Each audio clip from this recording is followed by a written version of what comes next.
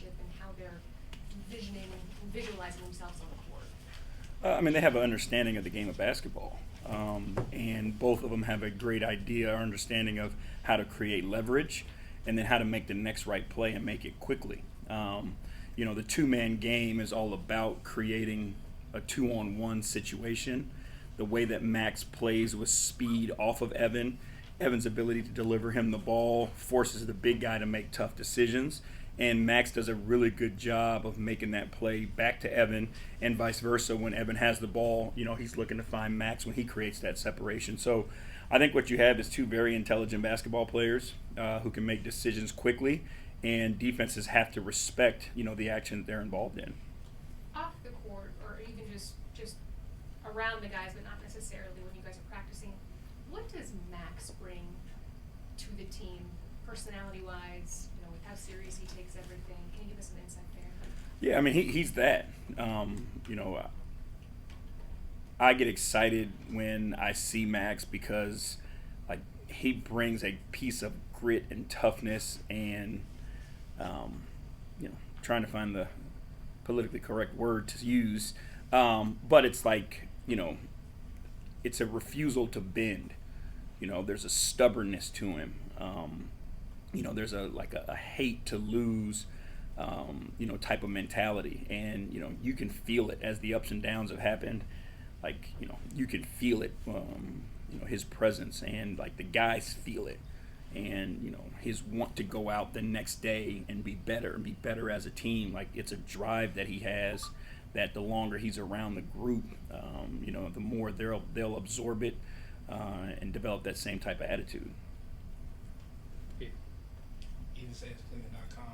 After that long road trip, how nice is it just to be back in Rockford Fieldhouse? I mean, it's great. You appreciate and respect the arenas that we've been in and other people's crowds and their opponents, but there's nothing like playing at home and playing in front of your fans. Hearing the crowd cheer for you and elevate your guys, that's the enjoyable part, and especially here in this building. We know the momentum shifts that this building can create. We know how our fans can get into the games and stymie opponents with their energy. So, it's great to be home, great to sleep in your own bed, see your family a little bit, but it's great to be back. It's also the first home in-season tournament game for you guys, and you guys are displaying the City Edition jerseys tonight. What does it mean to kind of be able to display what Cleveland has to offer in that way? I mean, I think that's what we've tried to do here is we've tried to build a team that represents the city and the fan base as best we possibly can. We've tried to find guys that are selfless, guys that are courageous, guys that, can appreciate the underdog mentality, guys that are hardworking, guys that, compete at a high level. That's part of the dynamic that we're trying to build when we put this team together is a team that our city could embrace. Our guys have embraced this city. So anytime we get an opportunity to show the pride that we have in being a member of this community, I think it's great for our guys, and I think they embrace it and appreciate it as well. Bob, FanNation Chronicle. Is there any update on Okoro? Not yet. He's been out 5 or 6 games. I mean, is it going to be quite a bit more? Or? We'll see. He's improving every day. It's just a matter of taking care of that, you know what I mean? And we don't want to ever put him in a position where he's compromised. So he's got to be confident in it, and obviously it's got to heal to the way we would like it to. It's getting better, but it's just a matter of him continue to check those boxes, and then we get him on the floor hopefully sooner rather than later. Spencer Davis, Kansas Center. After that Sacramento game, it's clear that protecting the paint was a big point of emphasis against Portland. I was just curious, do you have your guys on the perimeter kind of cheat towards the paint more when guys are on the drive, or is that something that they're cheating a little too much? No, I mean, the guys should be there. Our defense is and always will be based on protecting the paint, and that's not a one-person job. And too many times when you went back and watched the film, our paint was wide open, and they were able to attack it and get to their spots, and that created, problems for us on the backside where threes were given up or whatever. But it's everybody's job on our floor defensively to protect the paint, and they know their position from the weak side.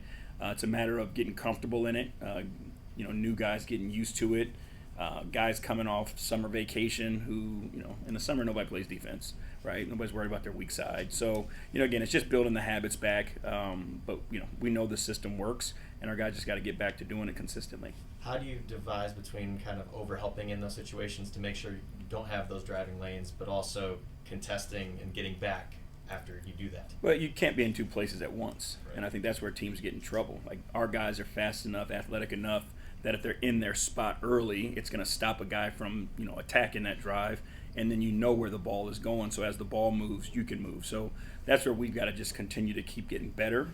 Is always being in position relative to the ball and relative to the man that you're guarding and what his strengths are. If it's a guy that can space it a little bit further out, you're less likely to help as much. But you can still be in, show a crowd, and then move when the ball moves and arrive on catch. Yeah. Evan Damar, right down Euclid. JB, Darius and Donovan were listed as questionable heading into this game. I assume you're just going to say they remain questionable. There you go. Thank you.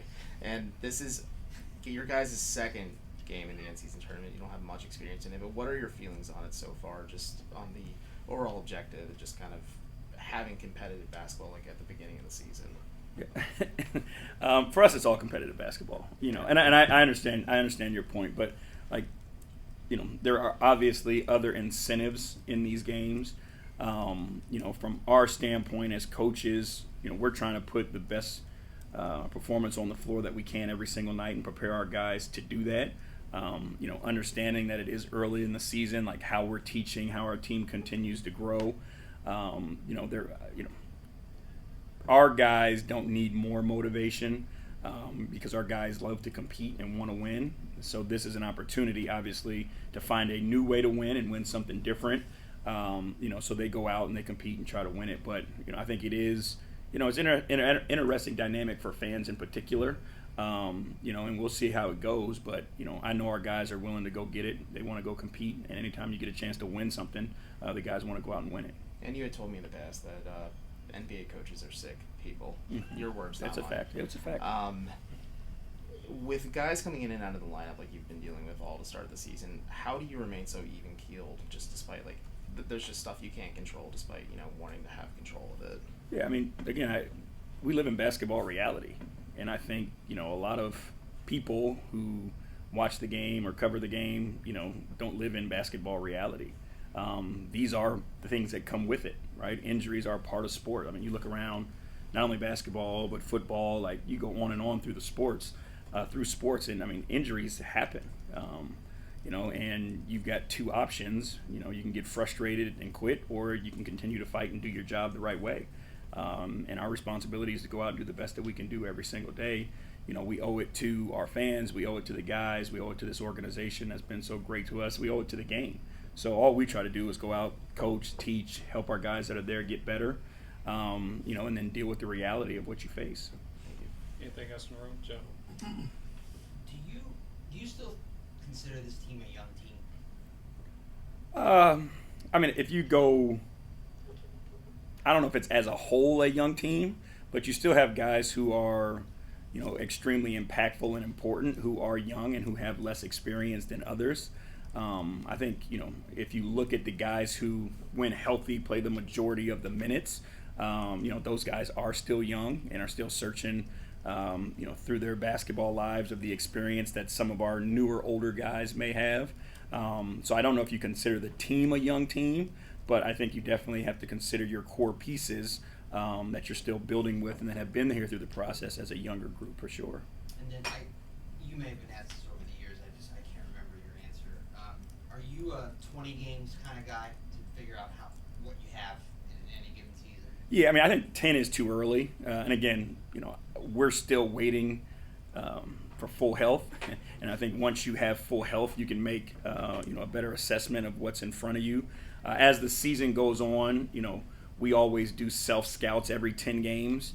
Again, missing as many bodies as we've missed the first 10, I think it's difficult to get a complete gauge of who we are and who we're going to be.